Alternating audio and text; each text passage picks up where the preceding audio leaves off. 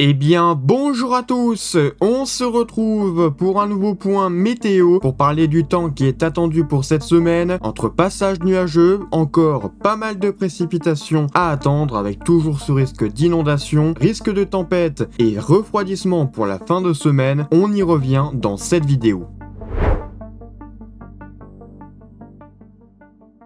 Et on commence par les centres d'action, et par rapport à ce que j'avais pu vous dire lors de mon dernier point météo, on a effectivement eu une situation inquiétante pour le sud-ouest avec ces nombreuses pluies qui ont circulé tout au long de la semaine dernière. Et encore, ce n'est pas fini parce que cette semaine, on attend de nouvelles pluies et cela a des conséquences au niveau de l'agriculture, comme vous avez vu sur mon post, mais pas seulement parce que les cours d'eau pourraient de nouveau réagir cette semaine. Donc concrètement, sans rentrer dans les détails, on serait toujours sous l'influence de ce flux océanique, même si on attend une réactivation un peu plus forte. On passe à une partie très importante qui sont les précipitations. Et justement, dès cette journée de mardi, une nouvelle perturbation va entrer sur le pays. Alors, dès la matinée, on retrouverait des précipitations de manière généralisée, aussi bien au nord qu'au sud, qu'à l'est et à l'ouest. Des précipitations qui seraient assez faibles et localisées, mais par contre, on a une perturbation beaucoup plus conséquente qui va arriver en cours de journée, qui va surtout toucher le sud-ouest, avec ici notamment la Gironde, et surtout en progressant vers la Bretagne, l'Île-de-France, la Normandie, puis en fin de journée en progressant vers les régions du nord. Ensuite, à l'arrière de cette perturbation, on a la mise en place d'un ciel de traîne. Et le ciel de traîne s'annonce actif.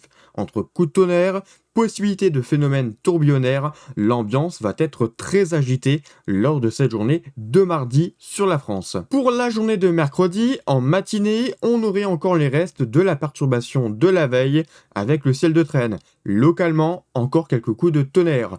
Mais c'est surtout, vous le voyez ici, en cours de journée et surtout d'après-midi et de soirée, qu'une nouvelle perturbation va s'enchaîner à celle de la veille et on la retrouverait sur la Bretagne tout d'abord, puis elle devrait rapidement traverser une nouvelle fois la France avec encore beaucoup de précipitations et là aussi une possibilité d'orage à l'intérieur, c'est-à-dire des coups de tonnerre assez localisés mais qui pourraient surprendre. Ensuite, à l'arrière de cette dépression, le vent et le ciel de traîne va alors se mettre en place. On attend un resserrement très important des isobars et par conséquent, on attend des vents qui vont se renforcer en cours de soirée de mercredi, mais c'est surtout pour la journée de jeudi que les vents vont vraiment se mettre en place, comme vous allez le voir sur la carte que je vais vous faire voir juste après. Pour la suite de la perturbation, pour la journée de jeudi, on aurait toujours cette perturbation de la veille qui serait évidemment positionnée sur notre pays avec encore beaucoup de précipitations essentiellement à l'est et au sud du pays, là où justement les vents seraient les plus importants. On attend des cumuls très importants, on attend des vents très importants, l'arrivée du ciel de traîne en cours de journée et une nouvelle perturbation qui arriverait pour la journée de vendredi qui serait beaucoup plus localisée, mais là encore, les cumuls vont encore monter avec encore un ciel de traîne à l'arrière sur les mêmes secteurs que la veille et pour le week-end, c'est un temps qui va devenir plus sec mais potentiellement plus frais. Je vous en parle à la fin de ce point météo. Donc pour l'accumulation précipitation, sans surprise, avec toutes les perturbations qui vont passer, on attend vraiment une situation encore inquiétante au niveau des cours d'eau et surtout pour les agriculteurs qui risquent de perdre énormément dans leur culture. Donc sur le Portugal, déjà, on attend des cumuls qui pourraient dépasser les 400 mm, voire potentiellement bien plus à maille fine. Là, malheureusement, c'est assez global, mais vous vous doutez bien, plus détaillé, les cumuls sont très importants. Pour le sud de la France, là aussi, les cumuls s'annoncent très importants. On attend, par exemple ici sur le secteur de la Gironde, entre 140, 150, voire très proche des 200 mm. Sur le massif central, on attend également des précipitations très abondantes et donc des cumuls très importants, jusque là aussi 200 mm. Les Alpes ne sont pas exclues avec encore des cumuls jusqu'à 200-250 mm. Et en général, sur la façade atlantique, c'est-à-dire en allant jusqu'en Bretagne, on attend des cumuls au-dessus des 100 mm jusqu'à la semaine prochaine. Sur le reste de la France, on aurait également des cumuls très importants autour des 50, 60 à 70 mm localement. Donc vous l'aurez compris, les cours d'eau risquent de réagir très fortement cette semaine.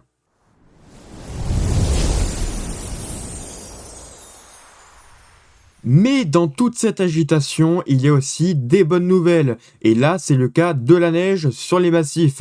On attend de nouvelles neiges avec toutes ces précipitations. Donc là, par exemple, en plus sur les Alpes, donc en plus de ce qu'il y a actuellement, on pourrait avoir jusqu'à 100 cm de neige. Et sur les Pyrénées, on aurait également jusqu'à 75 cm en plus. Les cumuls de neige vont encore s'amplifier durant cette semaine. N'hésitez pas à liker, à vous abonner, ainsi qu'à booster la vidéo pour ne rien rater des prochaines alertes météo. Et c'est également très important pour soutenir la chaîne. Mais comme je vous le disais, ce n'est pas le seul point à surveiller parce qu'on attend également des vents très importants tout le passage de ces perturbations. Et pour cette journée de mardi, cette première perturbation va déjà engendrer du vent essentiellement sur la façade atlantique. En cours de soirée, des rafales autour des 60 km/h. Localement, déjà, on pourrait enregistrer des rafales entre 70 à 80, notamment sur les caps les plus exposés. Mais pour la journée de mercredi, une nouvelle perturbation, celle que je vous ai fait voir juste avant, va engendrer encore des vents plus importants. Et les vents vont rentrer fortement dans les terres. Donc là, pour cette journée de mercredi, on aurait des rafales que ce soit sur la partie nord, que ce soit sur la partie est, la partie centrale et la partie ouest, autour des 60 à 70 km/h. Là, sur les caps les plus exposés, en revanche, les rafales s'annoncent un peu plus fortes, avec des rafales qui pourraient atteindre déjà les 80, voire très localement les 90 km/h. À noter que le vent va également se renforcer sur les massifs, que ce soit sur les Alpes, sur le massif central et également sur les Pyrénées ainsi que la Corse.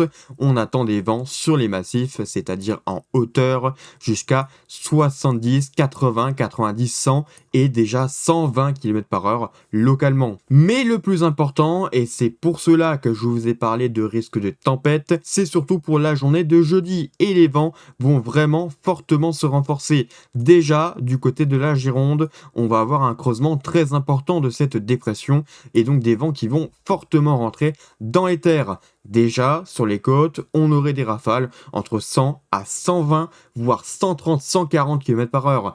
Et c'est surtout en allant vers l'Occitanie ainsi que la Corse que les vents vont vraiment se renforcer pour la journée de jeudi, avec des rafales qui pourraient atteindre les plus de 130, 140, même en plaine. Donc on n'exclut même pas des rafales à plus de 160, notamment sur Perpignan. C'est ce qui est envisagé sur les modèles, donc attention pour le secteur de la Méditerranée au vent qui va nettement se renforcer. Sur les massifs, là encore, on attend des vents très importants parce que qui dit des vents très importants au sol, c'est-à-dire en plaine, dit aussi des vents très importants en altitude. Et il se pourrait bien qu'on ait des rafales qui atteignent localement proche des 200 km/h, encore une fois, surtout sur la partie Occitanie, mais également du côté de la Corse, et notamment le Cap Corse, où on pourrait atteindre des rafales jusqu'à 130, 140, voire 150 km/h. Donc attention sur ce secteur-là. Sur le reste de la France, c'est-à-dire sur la partie nord, on aurait des rafales entre 60, 70 à 80 km/h. Donc attention également si vous vous situez au nord du pays. Petite nouveauté dans les vidéos, vous avez désormais une question météo pour savoir si vous avez vraiment bien compris certains termes complexes, donc je vous laisse répondre à cette question. Pour la suite, qu'est-ce que cela pourrait donner? Eh bien, après le passage de la dépression de cette fin de semaine, plus précisément de cette journée de jeudi, on va avoir un basculement du flux.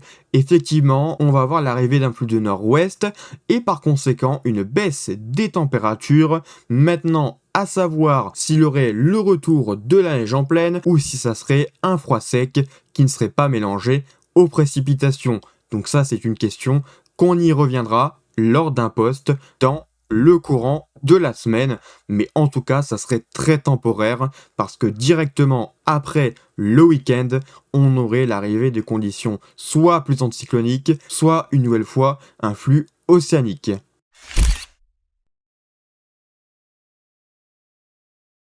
On termine par votre galerie avec aujourd'hui la photo de Antoine, prise ici en Aveyron avec le reflet du temps que nous connaissons, c'est-à-dire un temps qui est généralement gris avec des passages pluvieux et surtout une atmosphère vraiment bien automnale. Autre photo ici de Alban, prise en Alsace, plus précisément à la station du Lac Blanc, avec pas mal de neige, vous le voyez ici, et une superbe ambiance. Et enfin, dernière photo ici de Pierre avec ce coucher de lune prise ici à Saint-Omer, là où finalement les conditions sont les moins agitées sur la France. Et bien voilà, merci d'avoir suivi cette vidéo, on se retrouve donc bientôt pour une nouvelle vidéo, je vous souhaite une bonne semaine.